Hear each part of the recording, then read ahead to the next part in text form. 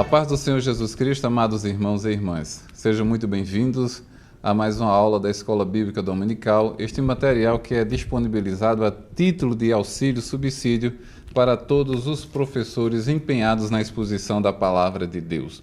E nessa ocasião, nós estamos estudando a Epístola aos Romanos, que tem sido muito bem comentada, né, pelo nosso pastor José Gonçalves. E hoje é a sexta lição do trimestre, a lei, a carne e o espírito. E nesse momento estão aqui reunidos para juntos fazermos este comentário, o nosso pastor João Barbosa e também o nosso diácono Silvio Melo. Quero dizer que é um prazer tê-los aqui, né? O nosso irmão Silvio Melo, pela primeira vez, o nosso pastor que já é frequente aqui, já comenta conosco. É um prazer tê-los aqui para discutirmos, né? Oferecermos aos professores, né, que têm acessado o canal da igreja para terem assim um subsídio que possa trazer esclarecimento, né, contribuir no entendimento dessa epístola aos Romanos, que para mim, pastor João e Silvio, eu acredito que é um capítulo, o sétimo, né, que a gente vai estudar, que vai exigir um pouco mais da gente, né? Do entendimento, da forma como o apóstolo Paulo mesmo, ele vai detalhar a situação do homem antes e pós-lei, e para que isso fique melhor compreendido, né, a epístola aos seus destinatários, como está na introdução, muito bem colocado pelo nosso pastor José Gonçalves, ele vai dizer que ele utiliza de 3 analogias para discorrer sobre os assuntos, né? Quais seriam a analogia do casamento, a analogia de Adão no paraíso e a analogia da carne versus o espírito, ou seja, é um recurso que ele adota para facilitar a compreensão daqueles que vão ler a epístola. Então, pastor João, nesse primeiro tópico, nós temos a lei ilustrada na analogia do casamento. O que há de relevante, o que há de tão importante que merece nossa atenção, né? Além daquilo que o pastor já colocou aqui na nossa lição, o que mais nós podemos acrescentar? Em primeiro lugar, eu quero agradecer a Deus pela oportunidade que Ele tem concedido, a saúde, a graça e a paz de estar aqui. Depois agradecer ao nosso presidente, pastor Roberto José dos Santos, e também à superintendência com quem cooperamos, e a todos os demais. E também saudar a todos aqueles telespectadores que se debruçam sobre seus computadores e muitas vezes no seu próprio telemóvel e na rede mundial de computador, que escutam, observam, assistem esses comentários e mandam até mensagem de agradecimentos como prova que isso é um trabalho eficaz e que tem rendido um bem muito grande ao nosso povo, por esse mundo afora. Primeiro, meu caro evangelista Marcelo, nós precisamos entender que lei. Que você me perguntou, me faça de novo a pergunta. Pois não. Nós temos aqui o comentário do nosso pastor José Gonçalves, né, claro, e eu perguntei justamente o que a gente poderia acrescentar para ajudar o professor a compreender essa lição, né? Certo. A lei, a carne e o espírito. Que lei? O próprio comentarista, ele levanta uma questão sobre essa lei e diz que alguns chegaram até a pensar que essa lei era a lei romana, mas ele mesmo discorda que se trata da lei romana. Isso, na realidade, porque havia na época que dessa carta foi escrita, ainda havia muita dificuldade entre cristãos judeus e cristãos gentios. E chegaram até a criar dificuldade no império a ponto de Cláudio expulsá-los. Mas depois voltaram, e quando voltaram, os judeus, os cristãos gentios passaram a ter hegemonia. E, em certo sentido, deixaram as sinagogas e criaram suas congregações. Mas os problemas continuaram. Problemas de ordem doutrinária.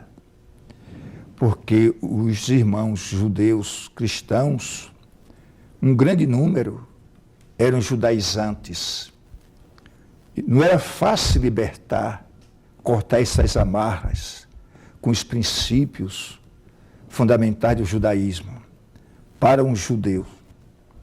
Então, quando a gente observamos que até mesmo alguns dos apóstolos tiveram dificuldade de se tornar livre completamente disto. Então, esse livro da lei, como ele mostra aqui, que como nos devemos nos portar, e essa lei aqui, vamos entender que se trata da lei de Moisés, ou dos princípios, porque para o judeu não era simplesmente a lei moral, mas até mesmo cerimonial e outros aspectos da lei. Então, vamos admitir que se trata da lei no sentido como foi dado no Sinai, ou da lei no sentido cerimonial, ou da lei no sentido moral. Vamos transformar isso em 3 aspectos. É mais provável que essa lei, que Paulo dizia assim no versículo 1, não sabeis vós, irmãos, que falo aos que sabem a lei, que a lei tem domínio sobre o homem por todo o tempo que viver. Parece que Paulo leva isso para uma dimensão mais elevada. Não simplesmente a lei de Moisés, o decálogo em si, mas a lei no sentido de que ela é um princípio que rege os homens, um princípio estabelecido por Deus, que rege os homens em todas as coisas. Isso é tanto verdade que ele diz, ele logo em seguida, ele faz essa metáfora. Quer dizer, assim como a gente somos, de alguma forma, dominados, temos a indicação de um norte por essa lei que tem domínio sobre o homem por todo o tempo que ele viver. Nenhum homem está livre neste mundo para fazer o que queira. O pastor, seria, então, essa questão de estar debaixo do domínio da lei, ou seja, aqueles que observam a lei, ou seja, são dominados pela lei. Pela lei. Né? Então, todo aquele que desejasse ter uma relação mais pessoal com Deus pela lei, na realidade ele era mais refém, né, podemos assim dizer, do que mesmo alguém que estivesse buscando a justificação. Né? Porque o que fica claro, né, pelo que o apóstolo Paulo expõe, né, que essa lei aqui, ela tinha mais um aspecto de entrave. Né? É tanto que as figuras que ele vai adotar para melhor compreensão tem uma relação de liberdade. Né? Porque enquanto a mulher está casada, ela está presa a uma lei, a um princípio. E por isso que, ainda que ela se separe, ela não pode casar com outro, porque ela estava infringindo princípios legais. Mas se o marido morre, ela está livre para contrair novas núpcias.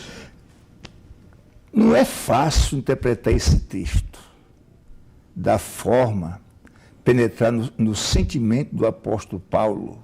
É tanto que os teólogos que se debruçam sobre esse assunto, na sua maioria, têm ponto de vista diferente, divergem de alguma forma, não são unânimes na sua exposição. No capítulo anterior, Paulo falava da lei no sentido natural. Essa lei aqui, que ele expõe no capítulo 7, quando ele diz, porque no desenvolvimento do capítulo fica mais fácil você entender essa introdução. Ele diz, para os irmãos na sua casa, falo aos que sabem a lei, que a lei tem domínio sobre o homem por todo o tempo que vive. Quer dizer, ele não estava falando para leigo, pessoas que conheciam a lei, porque ele estava falando para os crentes judeus em Roma e para os gentios crentes também de Roma. Mas quem recebeu, com certeza, foram os judeus, a princípio, cristãos. Mostrando que, assim como o homem, porque a mulher, assim como a mulher está sujeita ao marido, enquanto ele vive ou viver, está-lhe ligada pela lei. Que lei? Aquela lei que o declarou marido e mulher. E ela não pode cortar esse vínculo. Mas, uma vez morto o marido, aquela mulher está livre da lei do marido. Observe que Paulo chama a atenção para entender isso melhor de uma forma muito simples, trazendo para o terreno da experiência de vida. Qual é a lei do marido aqui? É o domínio que por lei ele tem sobre ela quando ela se tornou sua mulher. E na sociedade daquele tempo, hoje a coisa está mais liberal, mas a sociedade daquele tempo, nesse aspecto, era terrível. Onde a mulher, às vezes, era quase uma escrava. Ainda hoje é quem trata dessa forma, né? Uma propriedade particular do homem. E a mulher nunca foi, pelos ditames divinos, propriedade particular do homem. Mas o homem sempre procurou essa forma de oprimir. Mesmo assim, no dia que aquele homem, já que ela estava sob a lei do marido, mas quando ele morresse, ela ficava livre. O problema é você trazer esse pensamento de Paulo agora, porque depois dessas 3 metáforas, não significa que a coisa está resolvida. Entende? Não significa que você resolveu o problema. É encaixar o aspecto prático, né, no mundo moderno. Né, para o nosso tempo, para o dia de hoje. De sorte que, vivendo o marido, será chamada adúltera, se for do outro marido. Mas morto o marido, livre está da lei, e assim não será adúltera se for do outro marido. E ele diz assim, assim, meus irmãos, também vós estáis mortos para a lei do pecado. Então, será que essa lei, que pode, se a gente analisar um pouco, desde do capítulo 6, será que o apóstolo Paulo, quando ele fala aqui da lei do pecado, porque ele vai dizer mais tarde, eu vejo nos meus membros uma lei que combate contra a lei do meu próprio entendimento e me prende debaixo da lei do pecado que está nos meus membros. E ele chegava até a mostrar que não tinha como escapar disso. Essa lei, de alguma forma, o amordaçava, a ponto de o que era bom, que ele queria fazer, não conseguia fazer, mas o mal que ele não tinha a menor intenção de fazer, de repente ele conseguia fazer o mal. Estava mais propenso, né? Propenso a isto. Um detalhe, e aí eu vou pedir a ajuda do nosso irmão Silvio também, porque a gente vai ainda ter um tempinho para discutir com mais profundidade e calor. Né? Mas um detalhe, irmão Silvio, entre a lição e o livro, né? Que é do mesmo, que são, né, do mesmo autor, é que no livro ele percebe e reconhece a grandeza do texto paulino, né, na epístola escrita aos Romanos. e aí ele vai explorando os versículos, né?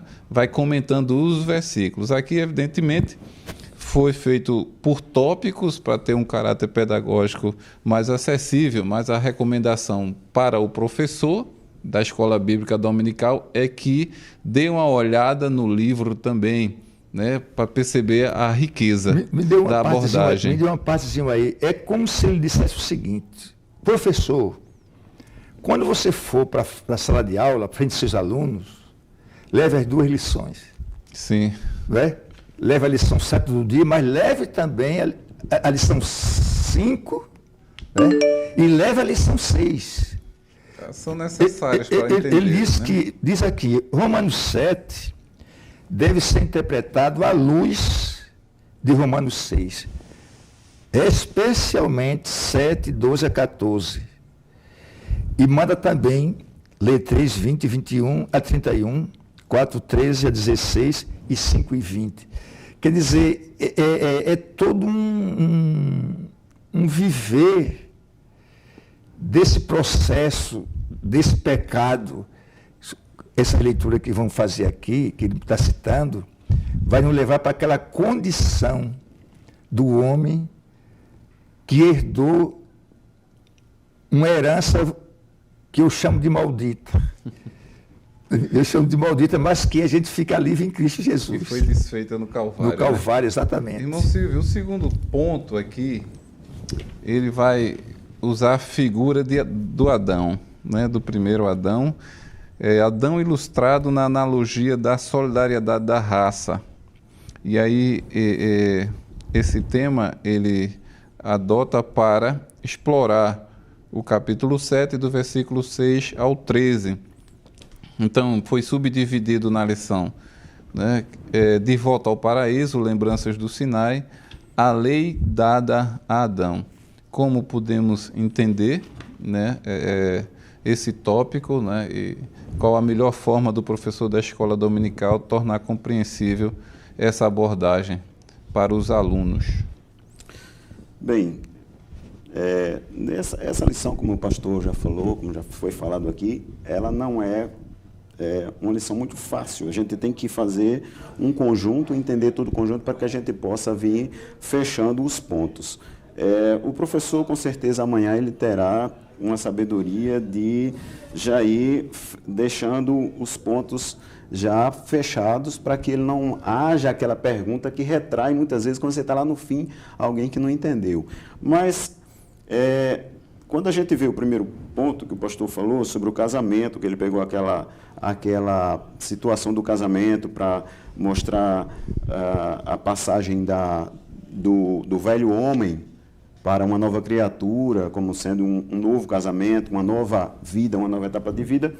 Quando ele passa para Adão, que ele tem Adão como cabeça da raça humana, aquele que começou, ou seja, o representante da raça humana que acabou cedendo ao pecado e trazendo o homem a essa situação de calamidade que, se não fosse a misericórdia de Deus, nós estaríamos atrapalhados. Mas, quando ele fala daqui da situação do homem, as lembranças do Sinai, ele vem falando, e o autor ele fala de uma situação que, quando Paulo fala como se fosse uma infância, de uma falta de entendimento ainda da lei, ainda não havia uma lei, uma orientação, uma imaturidade. E aqui, lendo, pesquisando, você vê que pode não ser a infância como alguém pode pensar, que o homem ainda na sua infância ainda não tem, como diz, teve um conhecimento da lei, passou a conhecer o pecado. Trazendo para essa lembrança do Sinai, traz uma razão de que quando a lei chegou, aí o homem daí por diante não pode dizer que não conhece a lei. A gente tem o exemplo de leis no Brasil, no nosso país, existem crimes que ainda não tem uma lei específica. E aí a justiça, a polícia, as autoridades não têm muitas vezes como enquadrar a pessoa. Então, porque não tem uma lei para isso. Mas no momento que tem uma lei, quando se comete aquele crime, quando se comete aquela infração, você é pego pela lei e enquadrado. E a lei dada a Adão. O fato que Adão estava debaixo da lei do mandamento era uma lei, que acredito, natural, porque Deus botou ele lá e já deu uma proibição. Então já era uma lei. Olha, tudo isso aqui você pode usufruir, é tudo seu. Agora, ali você não pode mexer. Já houve uma lei. A lei era a recomendação, ou seja, uma proibição, uma recomendação de que ele não podia ultrapassar aquilo ali. Então, a desobediência partiu dali. E agora teve toda essa trajetória para chegar nos 10 mandamentos. Quando chegou a lei, Moisés trazendo a lei, trouxe um conhecimento para... Aí é quando Paulo diz, o que era bem parecia fazer mal, porque quando chegou a lei que parecia vir para resolver, foi expor para o homem a verdadeira situação do homem. Quanto mais o homem buscava justificação, mais mergulhava no conhecimento de que era mais pecador. E ainda diz que quando ele tentava se justificar pela lei, mais enrolado ele ficava e mais difícil ficava. Quer dizer, hoje... É impossível alguém pensar que fazendo as coisas certinhas, andando certinho pela lei, buscando alguma coisa. Nós tivemos no trimestre do ano passado estudando os 10 mandamentos, e aí havia essas perguntas de alunos ainda perguntando se era preciso ainda observar a lei, alguns mandamentos para que complementasse. Não precisa, nós estamos na graça. Você não precisa, mas a lei morreu, morreu com o velho homem. Aceitou a Cristo, é vida nova, é uma nova criatura. Eu acredito, irmão Silvio e pastor João, que a dificuldade reside justamente em entender essa mensagem do apóstolo Paulo, né?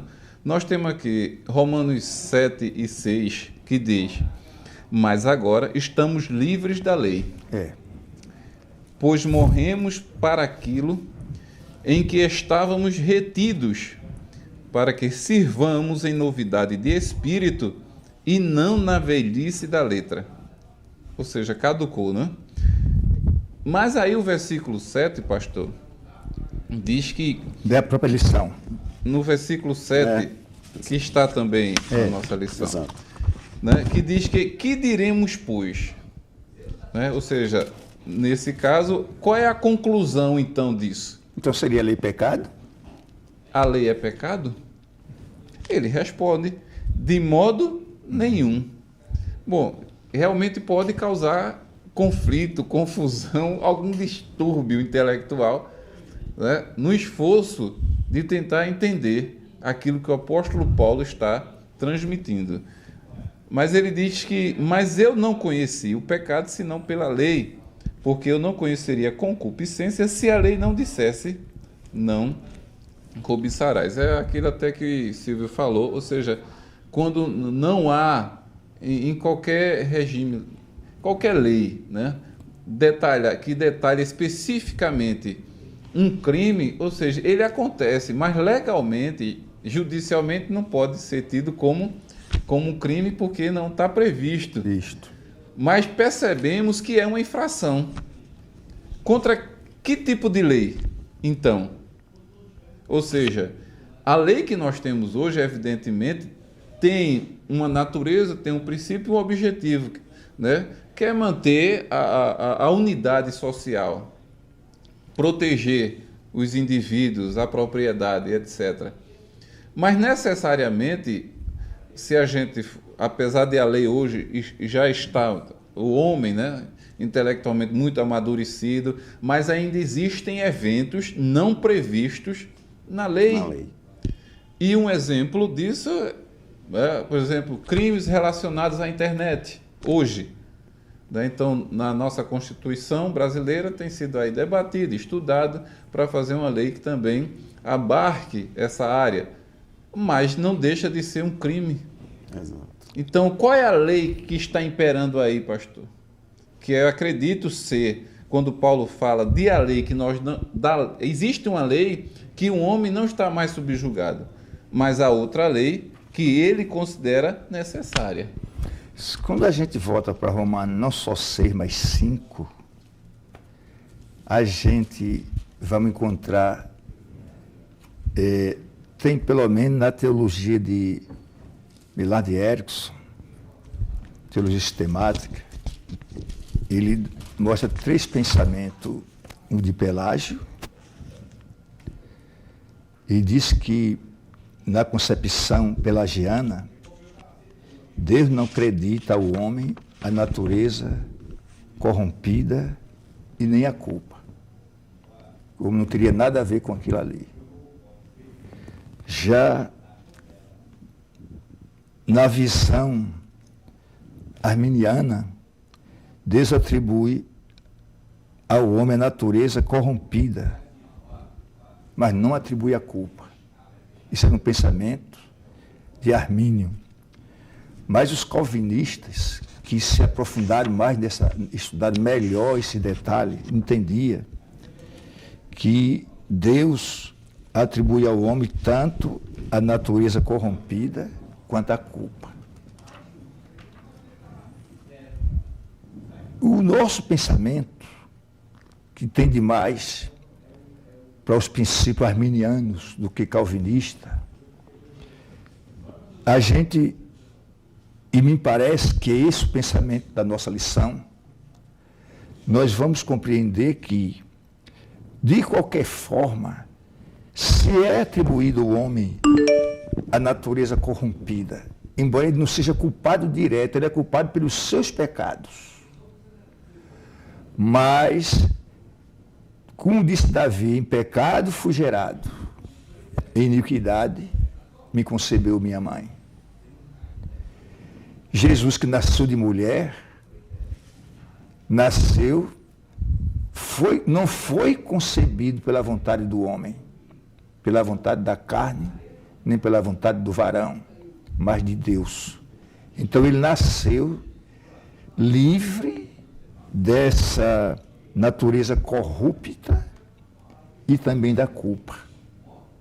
Ele era livre.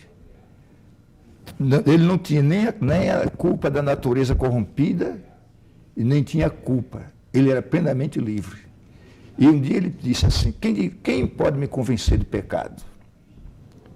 Não havia nenhum aspecto negativo em termos de pecado e nem aspecto nenhum na vida de Jesus. Mas o homem, nascido de mulher, nascido sob a lei, ele tem essa carga terrível sobre si. É uma herança, né? É uma herança. Ele não tem, e só através de Cristo ele se livra disso. Ele diz assim no capítulo 8, mas o pecado tomando ocasião, quer dizer, ele vem, esse tomar ocasião é ele se impor por alguma coisa que aconteceu. Pelo mandamento, dizia o apóstolo, despertou em mim toda a concupiscência, porquanto sem a lei estava morto o pecado. É como que ele mostrasse que quanto mais eu tenho esclarecimento acerca do pecado e da pena que pode haver sobre mim, caso eu venha transgredir, mas eu fico vulnerável. Eu tenho menos condições de resistir.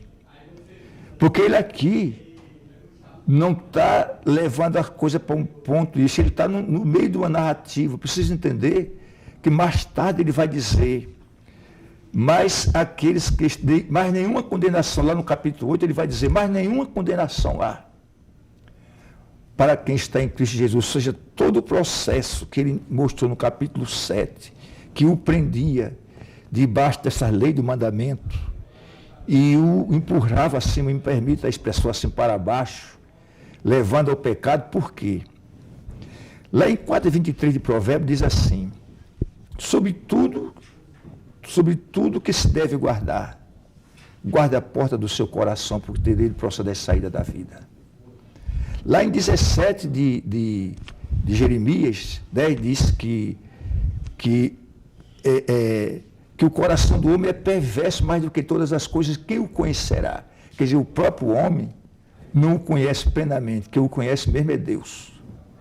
E lá em Marcos 7, 21 em diante, o evangelista vai mostrar que o coração ele é como se fosse uma incubadora dentro do coração do homem, ele diz que está os maus pensamentos, no coração, está os adultérios, está os homicídios, está o roubo, isso aí fazendo uma relação de vícios e pecados que se aloja no coração do homem.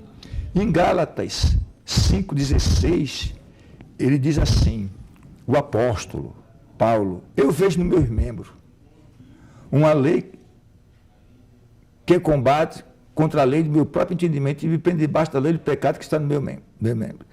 Não, isso ele diz em Romano, né? Sim. Em Gálatas ele diz assim, andai em espírito e não cumprirei as concupiscências da carne, que é uma parte da lição mais para frente, porque a carne cobiça contra o Espírito. E o espírito contra a carne, para que não façais aquilo que convém, ou seja, nós temos uma guerra constante contra o nosso próprio eu.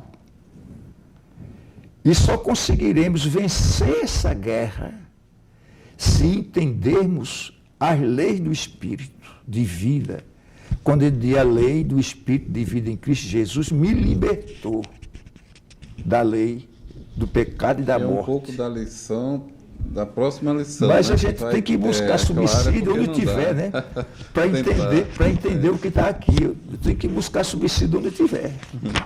Então, o que nós temos aqui é um apóstolo que está preocupado com as questões legais relacionadas à lei, né? E também com o aspecto espiritual do novo homem. O próprio Cristo declarou, né? Esse é o meu sangue, o sangue de uma nova aliança. Né? Ele diz que ele não veio desfazer a lei, ele não veio descumprir, pelo contrário, ele veio cumprir a lei, mas ele também veio estabelecer uma nova aliança, uma aliança pelo seu sangue.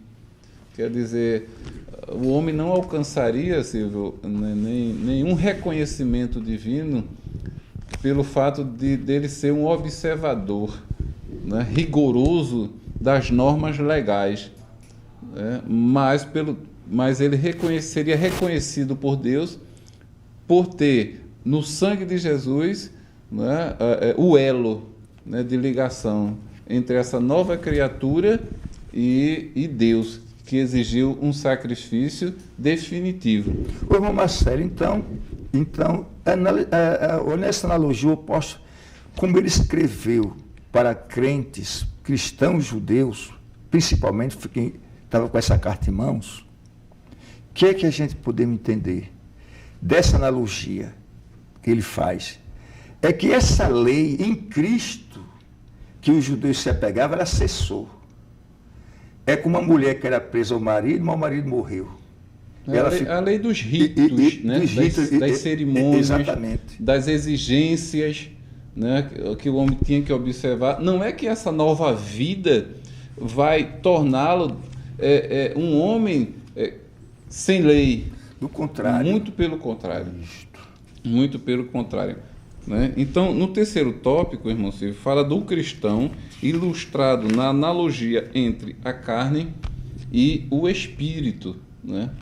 Que essa figura que ele adota, ao ponto do apóstolo Paulo vir no versículo 24 declarar que miserável homem que eu sou, quem me livrará do corpo desta morte? Ele não pode, evidentemente, se livrar definitivamente do corpo físico, né?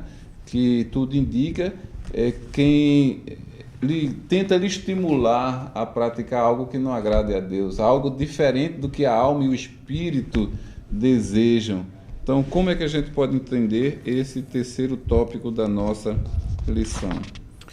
Bem, a carne e o espírito já se diz que são coisas antagônicas.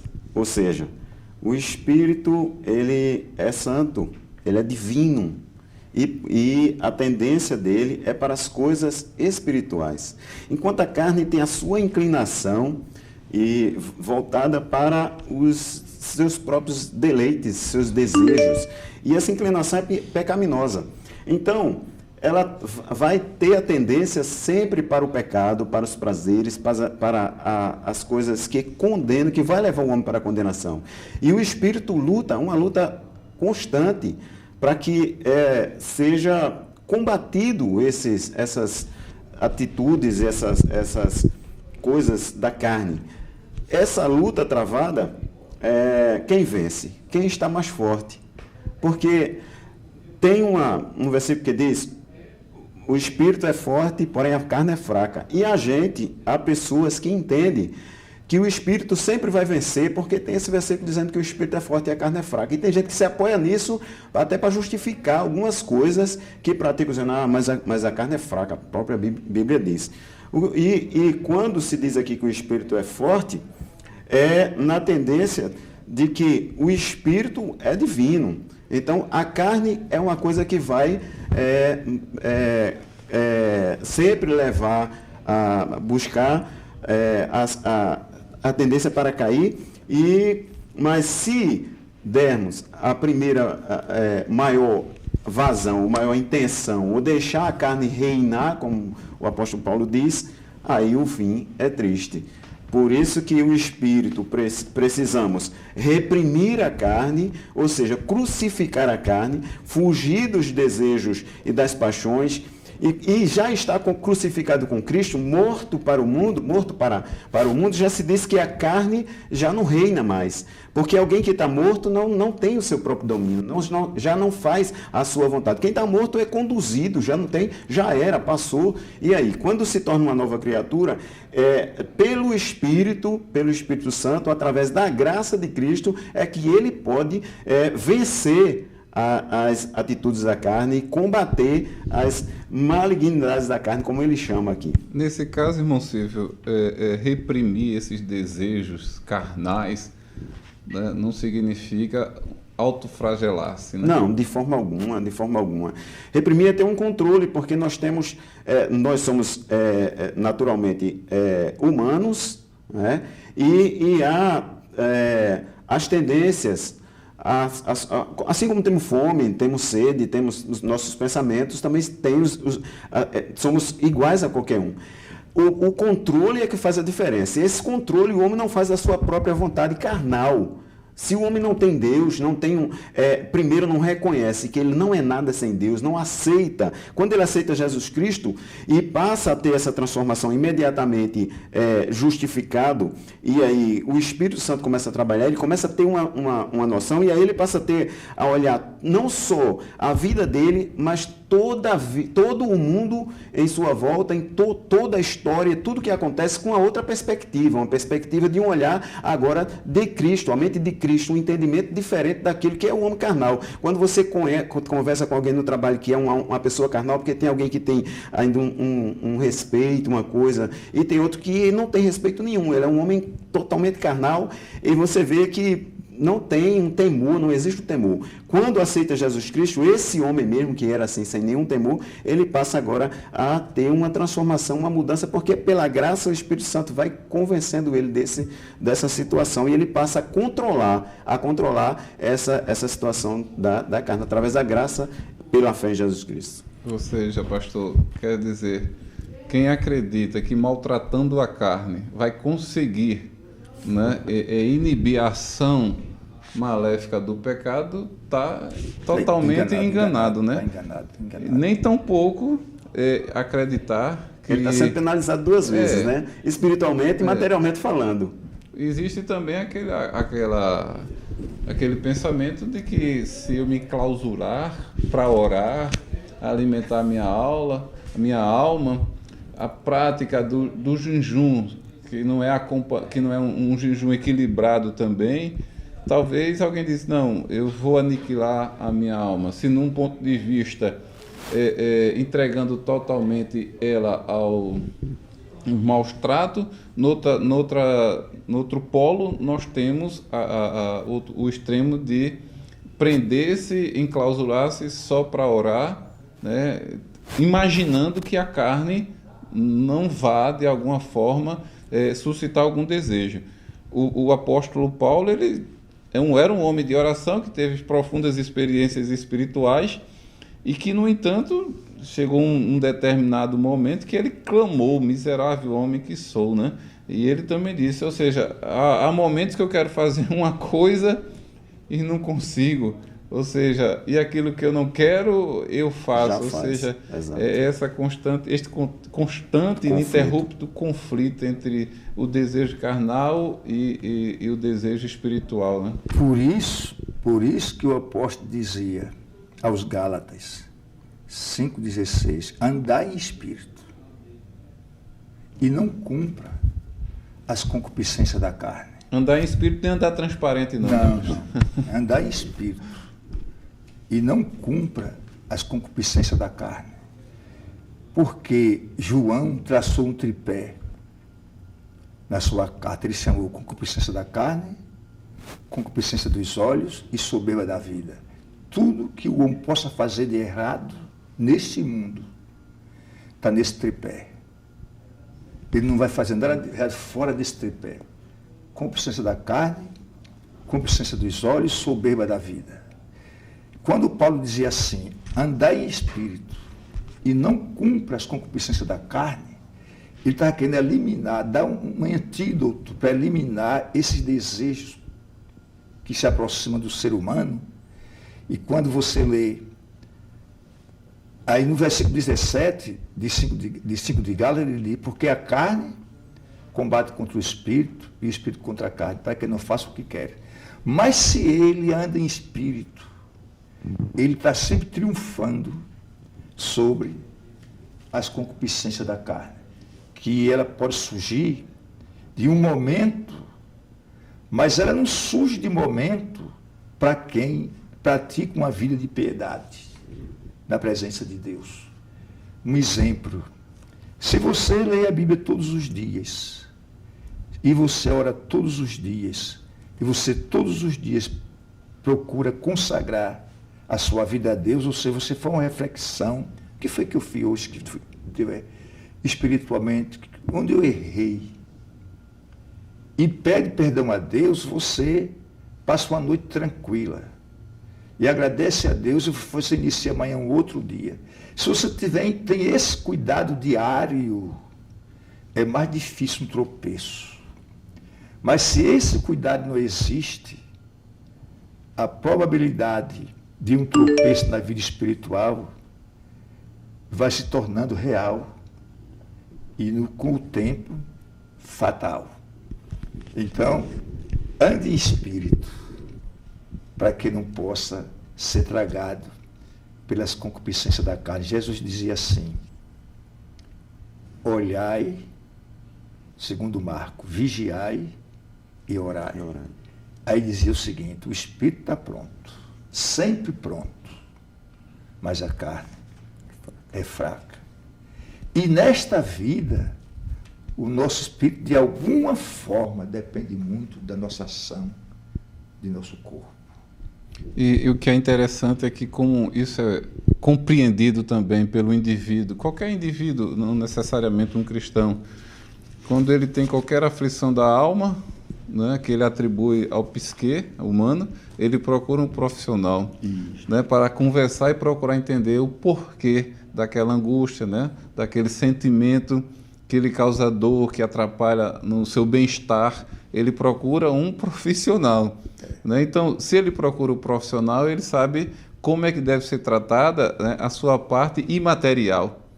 Então, se ele trata a sua parte imaterial, então consegue conjugar perfeitamente, né, a sua alma, o seu psique e também sua vida material. Biblicamente falando, né, ou seja, é o espírito do homem que reconhece, que se entrega a Deus, né, e que agora é dirigido pelo Espírito, não mais pela lei, que é limitada, mas pelo Espírito Santo, porque nós somos templos e morada do Espírito Santo, agora, quando reconhecemos o sacrifício de Cristo, né? E quando a gente alimenta o Espírito, como alimentar o Espírito? É nos submetendo à vontade e à direção de Deus. Nossa carne tem desejos, e que a nossa razão sabe perfeitamente se esses desejos são agradáveis ou não a Deus. Mas eu gostaria, sim, irmão Silvio, que o senhor deixasse suas considerações finais. Bem, primeiro eu quero agradecer a oportunidade, pela primeira vez, estar aqui, dizer que é um prazer participar desse trabalho que é tão importante, a Escola Bíblica Dominical, que tem o seu foco na igreja num todo. Também dizer que a Escola Bíblica Dominical ela pode trazer um enriquecimento para todas as faixas etárias e que os crentes em geral precisam frequentar as escolas e que a gente aprende de forma sistemática. É importante acompanhar todo domingo, estar sempre presente, porque é um desenvolvimento para a vida espiritual e o crente, com certeza, só vai ter benefícios. Agradecer a Deus e agradecer também aos companheiros aqui, o pastor João Barbosa, que eu conheço de muito tempo, apesar de a gente não ter muito contato, que agora a gente se aproximou por conta da situação geográfica, e do evangelista Marcelo. Deus abençoe. Amém. Pastor João, suas considerações finais. Eu quero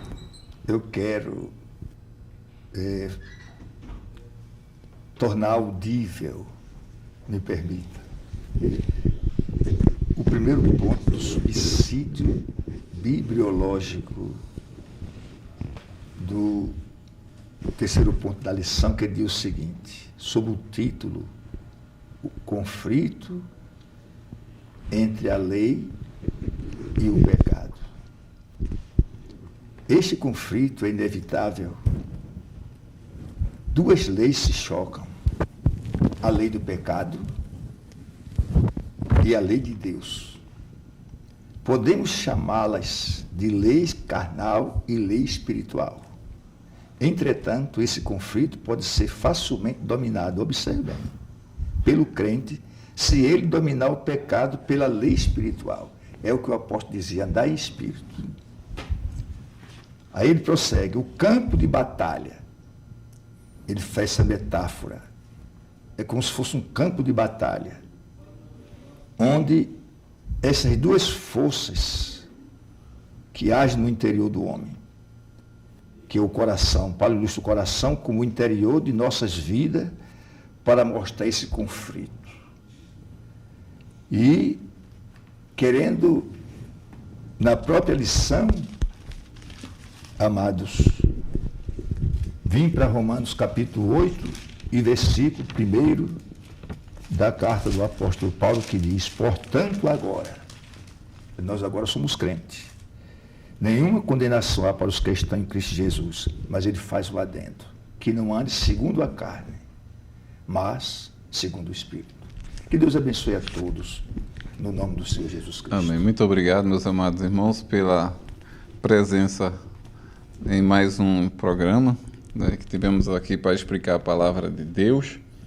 E um versículo interessante também é que não useis da liberdade para dar ocasião à carne. Muito obrigado a todos que têm nos assistido, nos acompanhado. Agradecemos a Deus por vossas vidas. E aí, mais uma vez, rogamos que vocês continuem nos ajudando na divulgação, comentando, né, fazendo suas críticas e perguntas, dando sugestões, curtindo e compartilhando este trabalho. E quem assim desejar se aprofundar mais na palavra de Deus, pode também ter acesso à nossa escola teológica, que fica aqui no Templo Central, na nossa Igreja Assembleia de Deus, na cidade de Abreu e Lima. Deus abençoe a todos e até a próxima lição.